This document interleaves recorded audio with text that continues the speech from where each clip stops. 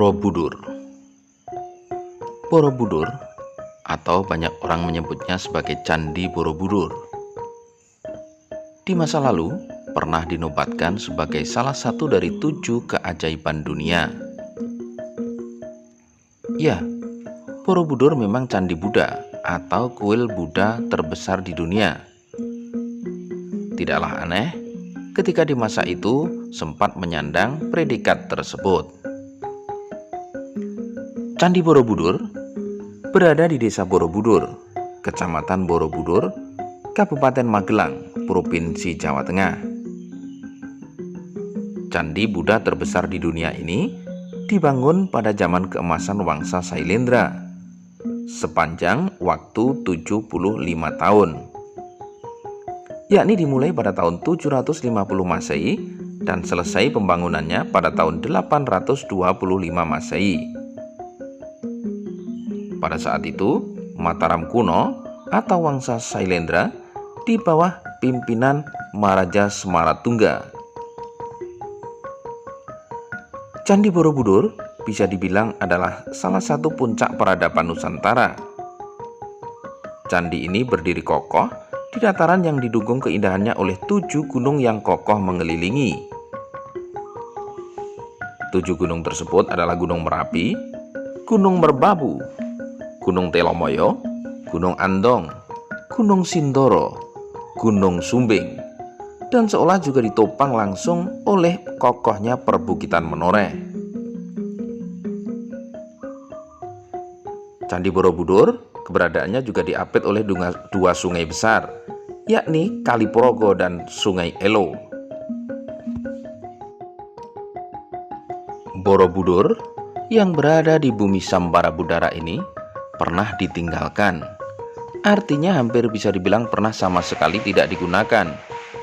Kurang lebih di sekitar abad 13-14. Hal ini memang dimaklumi karena pada waktu itu pengaruh Buddha sudah mulai menyusut di bumi Nusantara.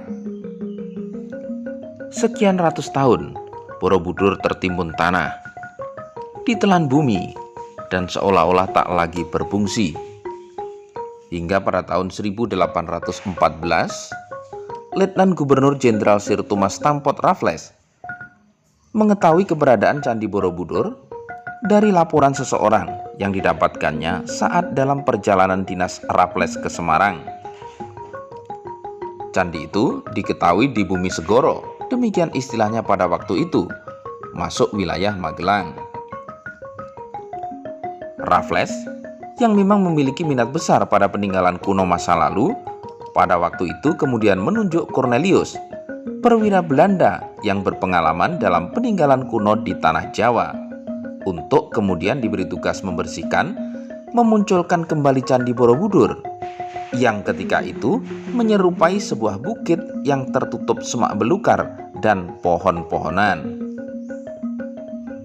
Ya, sekalipun pada waktu itu sudah berhasil memperlihatkan wujud Candi Borobudur, kegiatan pembersihan tersebut menjadi awal gangguan terhadap Candi Borobudur itu sendiri.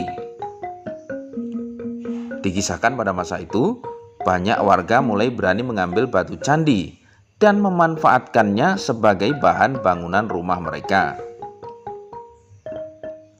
Pembersihan dan pembenahan kemudian dilanjutkan oleh Residen Kedu, Hartmann, sampai dengan tahun 1835.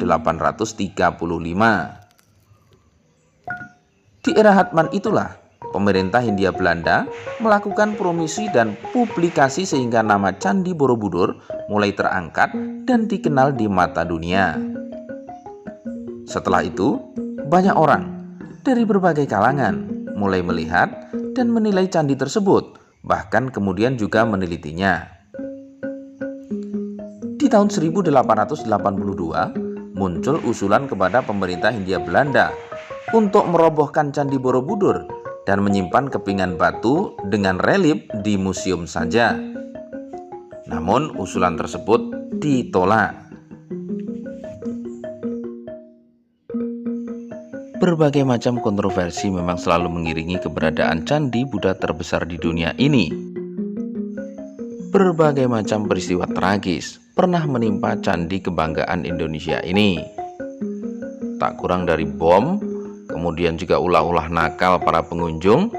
Bahkan di masa awal candi ini ditemukan, Candi Borobudur sempat digunakan sebagai semacam kafe atau tempat ngopi bagi para Belanda pada masa itu.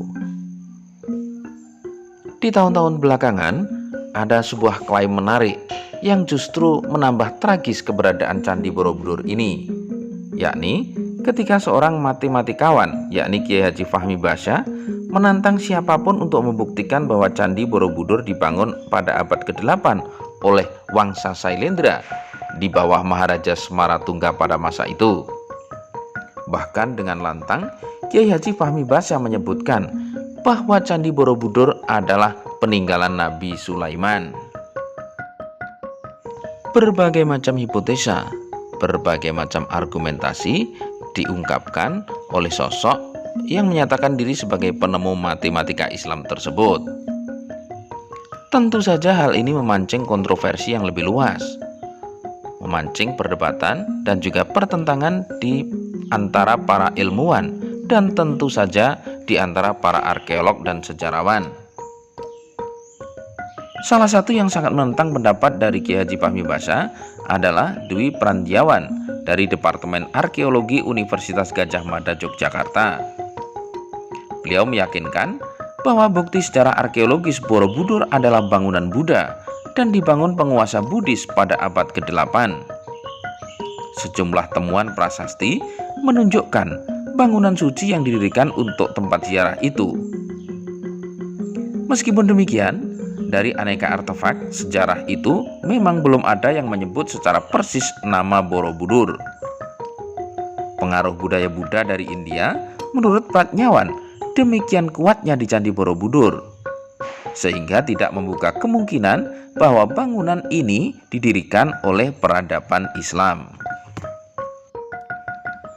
Terlepas dari segala macam pendapat dan kontroversi yang ada, Candi Borobudur bangunan Buddha atau Candi Borobudur tinggalan Kanjeng Nabi Sulaiman, kita sebagai generasi sekarang hendaknya tetap menyimak dengan takjim.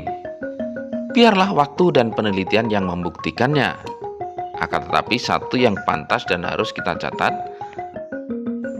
bahwa Candi Borobudur tetaplah magnet yang memancing perhatian mata dunia untuk melihat ke salah satu titik yang berada di Nusantara ini. Banggalah pada apa yang sudah ditinggalkan oleh leluhur kita, dan marilah kita penuhi kewajiban kita untuk tetap menjaga dan memeliharanya. Terima kasih sudah mengikuti video ini. Semoga bermanfaat. Salam.